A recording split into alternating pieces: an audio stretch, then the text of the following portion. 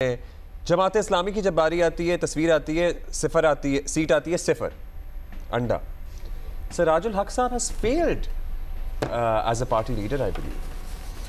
देखिए, जमात इस्लामी जो है, अगर आप 1950s से लेके 1970s को देखें तो it was a major religious political force. मुझे याद है कि लाहौर में जो इलेक्शन हुए, अगर आप उनकी तारीख देखें तो जो लाहौर की सीटों पे 1970 में इलेक्शन हुए, 77 में भी जो इलेक्शन हुए, तो क्या होता था कि peoples party versus Jamaat Islami. और जमात इस्लामी जो थी वो भी उस ज़माने में तो लाखों वोट नहीं होते थे, हज़ारों वोट होते थे। इतनी हल्का, इतने बड़े नहीं होते थे, इतनी आबादी नहीं होती थी, तो जमात इस्लामी हज़ारों वोट लेती थी। लेकिन जमात इस्लामी ने आहिस्ता आहिस्ता अपना वोट बैंक खोया है। सबसे पहला वोट बैंक तो उन्होंने खोया जब वो मार्शल लॉ की बी टीम बने जनरल ज़ियाउल हक के ज़माने में। और वो उन्होंने जो अवामी हमदर्दी थी और जो एक वाइड पब्लिक सपोर्ट थी एज ए विक्टिम, पहले वो विक्टिम थे स्टेट के, उनको जो है भुट्टो दौर में भी, उससे पहले भी अयूब खान दौर में भी वो विक्टिम रहे, तो पहले उनके साथ एक सिंपैथेटिक रवैया था। लेकिन फिर जब जनरल ज़िया का दौर आया तो आप देखते हैं कि इस्लामी जमीयत तलबा का क्या तासुर बना, जमात इस्लामी का क्या तासुर बना। बिल्कुल उसके उलट तासुर बनता गया कि शायद ये जो है स्टूडेंट्स यूनियन के ज़रिए या उसके ज़रिए वायलेंस में इन्वॉल्व हैं, थे या नहीं, लेकिन बहरहाल आवाम में तासुर यही गया। और यूनिवर्सिटी से पढ़ने वाले हर बच्चे ने जब वो यूनिवर्सिटी से निकला, मासवाए कि उसका जमात इस्लामी से तासुर था, वो डेड मुखालिफ हो गया इनका, और सोसाइटी में हर जगह इनकी मुखालफत में बात होने के लिए। लेकिन फिर काजी हुसैन अहमद आए। काजी हुसैन अहमद ने उससे रिट्रीट किया, उस स्टांस से उसको रिफॉर्म किया और अपने आप को मार्शल लॉ से, डिक्टेटरशिप से और माजी की गलतियों से अलग करके एक पॉपुलर पॉलिटिकल फोर्स और उसको एक डेमोक्रेटिक नेशनल पार्टी बनाने की कोशिश की। और उसमें किसी हद तक उनको थोड़ी बहुत कामयाबी हुई। लेकिन फिर इस दौरान ये हुआ कि जब आप एक इस तरह की जो पार्टी है जिसका रिलीजियस टच भी है, उस तरह का नेशनल, जब आप किसी बड़ी पार्टी के साथ इत्तेहाद करते हैं और जब वो इत्तेहाद आप छोड़ते हैं तो आपकी पार्टी का कुछ हिस्सा भी उसके साथ चला जाता है।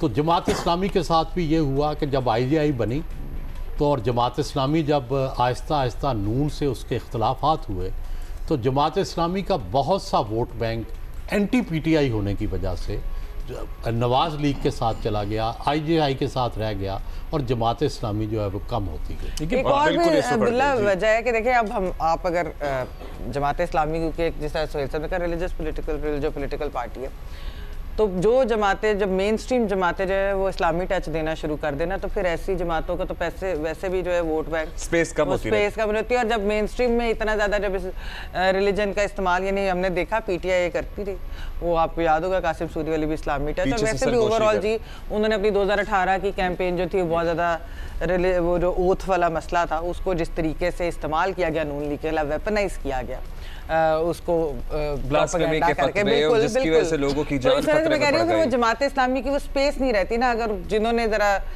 देना भी होता है इस्लामी टच पे वोट, तो वो फिर PTI को। देखिए, पाकिस्तान में जो रिलीजियस पार्टीज रही हैं, उनके लिए ये इलेक्शन नहीं, उनके लिए जितने इलेक्शन हुए एक सबक है उनके लिए कि पाकिस्तान की जो रिलीजियस पार्टीज रही हैं उनका सेक्टेरियन आउटलुक रहा, चाहे वो ना हो। जमात इस्लामी और JUI और JUP का क्रेडिट ये है कि उन्होंने पार्लियामेंट्री सिस्टम के थ्रू अपना जो भी आइडियोलॉजी है बढ़ाने की कोशिश की, which is a positive sign. एक ज़माना था 50s में फैज़ अहमद फैज़ और मौलाना मौदूदी दोनों जेल में थे, और शहरी आज़ादी की जो लड़ाई है दोनों ने साथ मिलके शुरू की।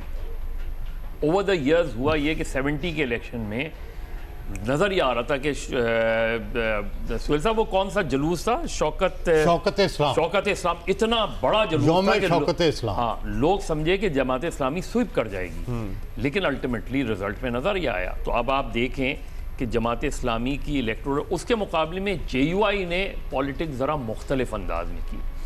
JUI हिंद का पूरा एक बैकग्राउंड था। 70s में जब वो जीते, उन्होंने कट्टर लेफ्टिस्ट पार्टीज़ के साथ मिलके इत्तेहाद बनाया, नेशनल अवामी पार्टी के साथ शेयर किया उन्होंने।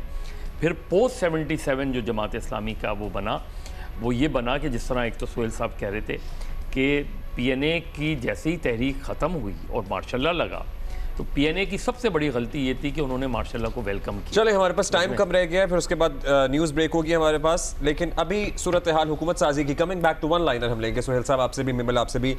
यही मोस्ट लाइकली सूरत हाल बनेगी कि भाई PMLN पाकिस्तान पीपल्स पार्टी बाकी सारे मिलकर इश्तराक में हुकूमत बना रहे, राइट? लेकिन ये एक तो तय है और बलूचिस्तान PMLN लेड गवर्नमेंट होगी, ठीक है।